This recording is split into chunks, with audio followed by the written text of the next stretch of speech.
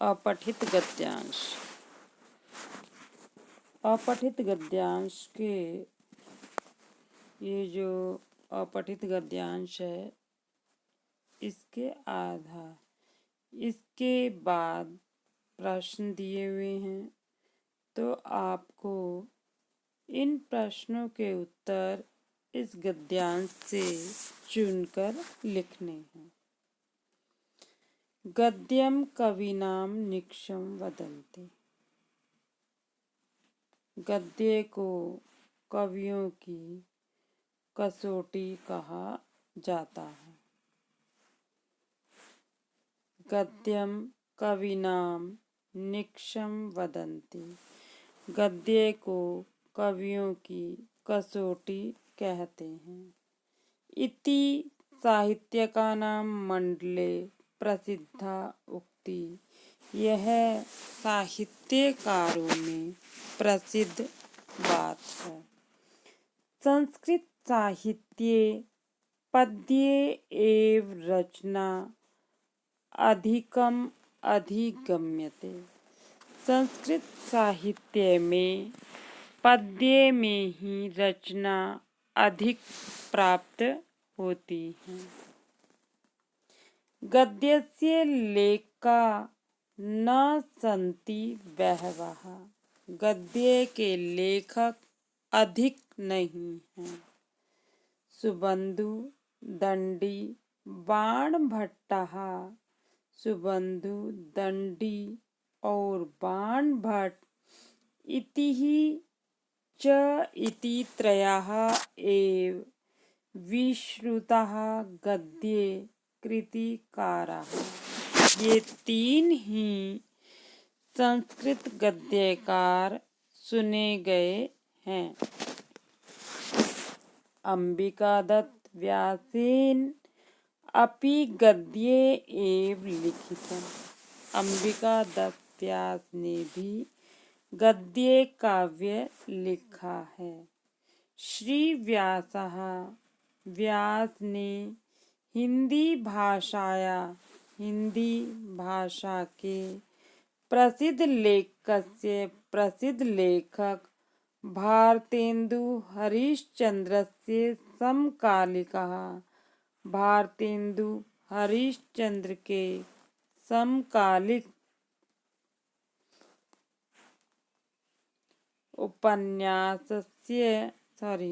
आसीत् थे। श्री व्यास ने संस्कृत में शिवराज विजय इति नाम उपन्यासं लिखितम्। यह उपन्यास लिखा। शिवाजी वीरस्य एव कथा अत्र गुम्फिता। वीर शिवाजी की कथा इसमें ली गई है। हिंदी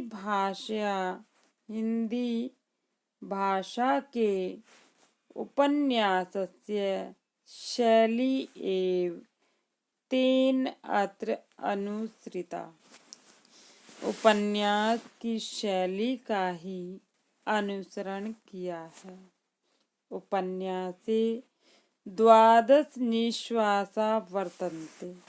इनके उपन्यास में 12 निश्वास हैं। भाषा अस्ति अतीव प्रांजला। इसकी भाषा बहुत कोमल सुमधुरा मधुर सुललिता च और ललित है। उपन्यासः अयम् अतीव रोचष्णु। यह उपन्यास बहुत ही उज्ज्वल है। शिवराज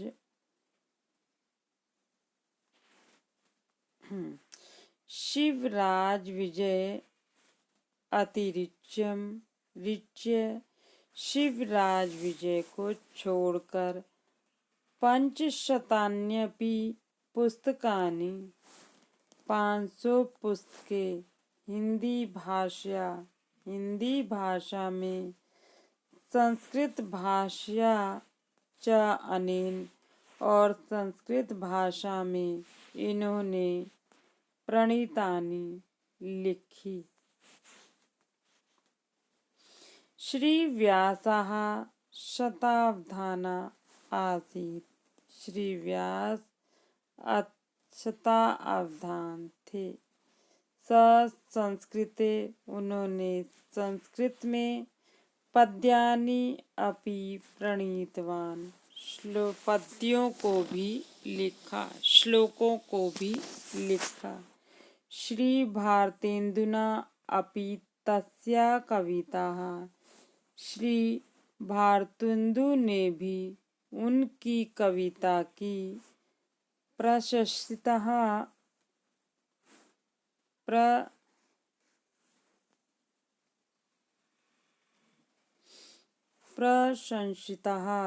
प्रशंसा की। एकया घटिकया शतं श्लोकान् स प्रणयति स्म। एक घड़ी में वे 100 श्लोक बना लेते थे। शास्त्रार्था अपि तस्मै रोचन्ते स्म। उन्हें शास्त्रार्थ भी पसंद था। सर्वदा सर्वत्र एव शास्त्रार्थेषु, हमेशा सब जगह शास्त्रार्थ में। तस्य विजयः अभवत्, उनकी विजय हुई। आर्थिका अंतराया तेन प्रतिपदम अनुभूता, आर्थिक अंतरा को उन्होंने हमेशा अनुभव किया। जयतु अयम गद्यकारा, इस गद्यकार की जय हो। प्रश्न संख्या 1 देखिए। एक पदेन उत्तरत, एक शब्द में उत्तर दीजिए।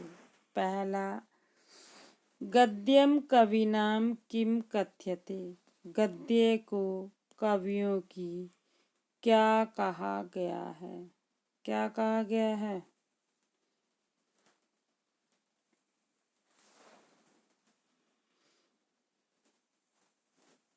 निक्षम, गद्यम कविनाम निक्षम कथ्यते।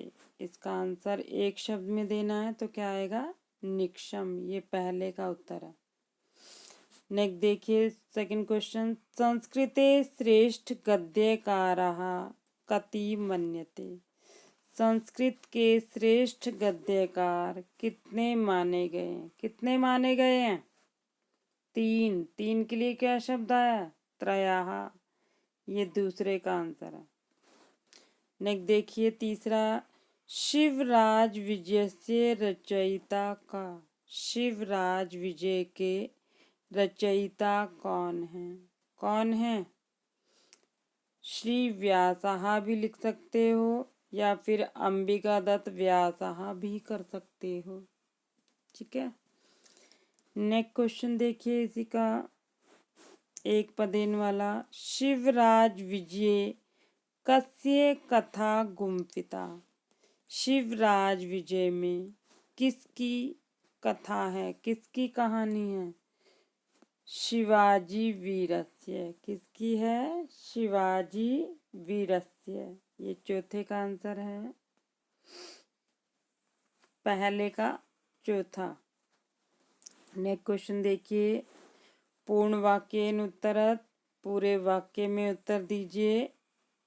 तो अब आपको पूरे वाक्य में उत्तर देना है।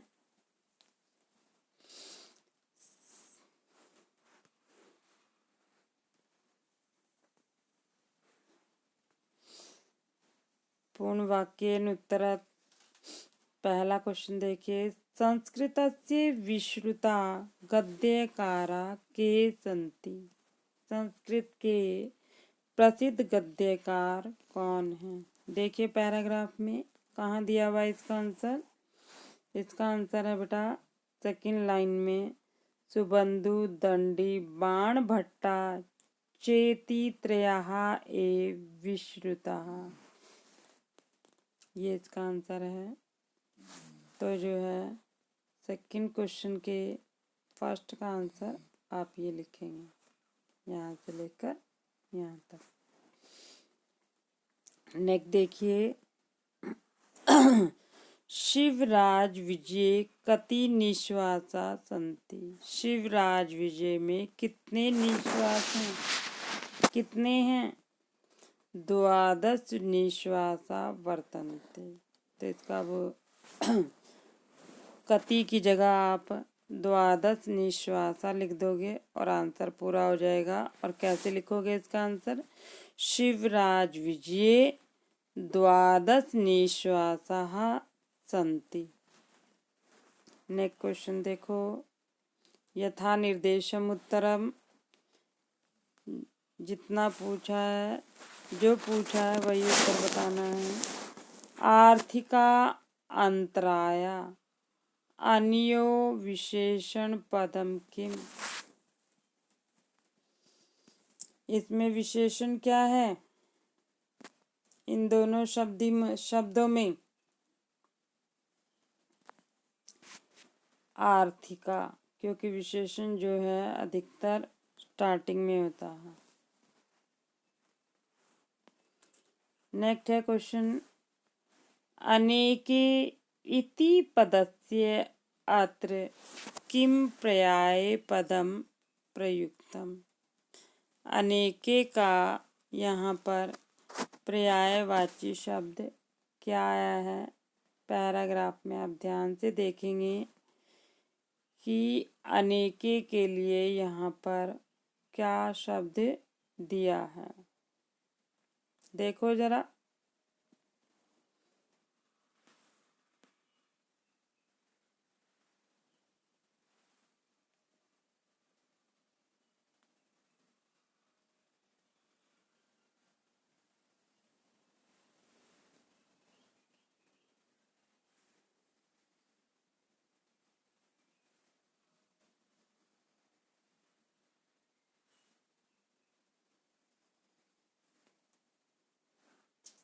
अनेके के लिए आपको कोई शब्द नजर आया यहाँ पर?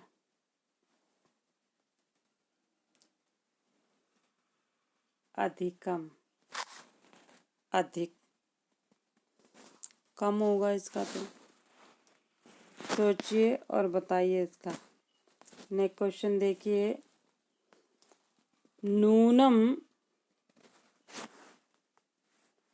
इति पदस्य किम विलोम शब्दम।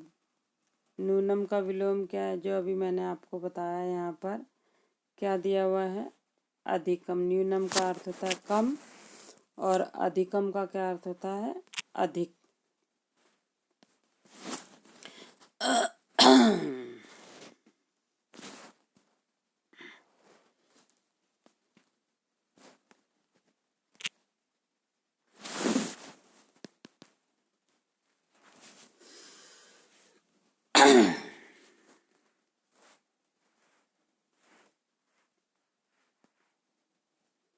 यहाँ दिया हुआ है आपका अधिकम, अधिक।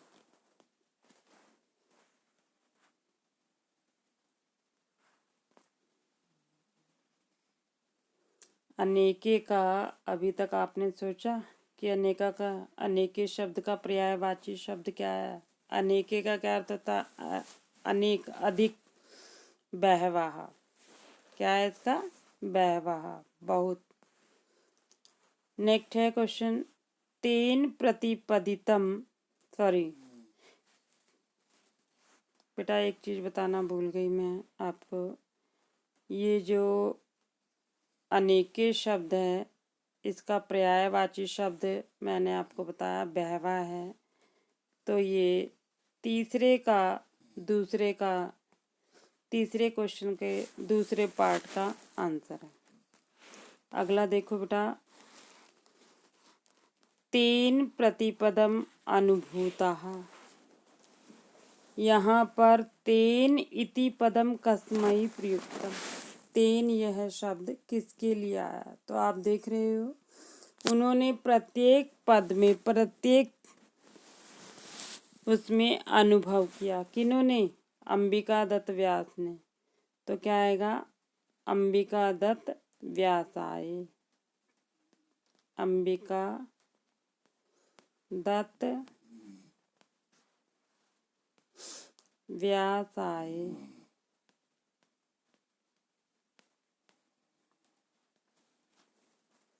नेक्स्ट क्वेश्चन देखिए, अस्य अनुच्छेदस्य कृते समुचितं शीर्षकं लिखो। इस अनुच्छेद के लिए शीर्षक बताओ। तो आपने जो ये अनुच्छेद पढ़ा इसमें आपने किसके बारे में पढ़ा? गद्य के बारे में। तो आप इसका जो है शीर्षक गद्य काव्यम भी दे सकते हो, और नहीं तो इसमें बहुत अच्छी कोटेशन दी है, सबसे पहली लाइन में दी है, ये बहुत अच्छा है। गद्यम कविनाम निक्षम वदंती, ये भी इसका आप शीर्षक लिख सकते हो। वैसे शीर्षक जो है बेटा अधिक से अधिक जो है हमें एक शब्द में देने की कोशिश करनी चाहिए। शीर्षक जितना छोटा होता है उतना अधिक उपयुक्त माना जाता है। लेकिन यदि कोई प्रसिद्ध उक्ति दी हुई है, जैसे यहाँ गद्यम कविनाम निक्षम वदंती, गद्य को कवियों की कसौटी कहा गया है, ये प्रसिद्ध उक्ति है, तो ये भी इसका शीर्षक हो सकता है। इसके अलावा भी आप संस्कृत गद्यकाराः भी लिख सकते हो, जो आपको ठीक लगे। वैसे हमेशा ये ध्यान रखेंगे, जब भी शीर्षक पूछा जाए तो जिस चीज़ का बार बार वर्णन हो रहा है उसी को लिख दो। जैसे दीपावली का वर्णन है तो दीपावली दे दो, होलिका का वर्णन है तो होली लिख दो।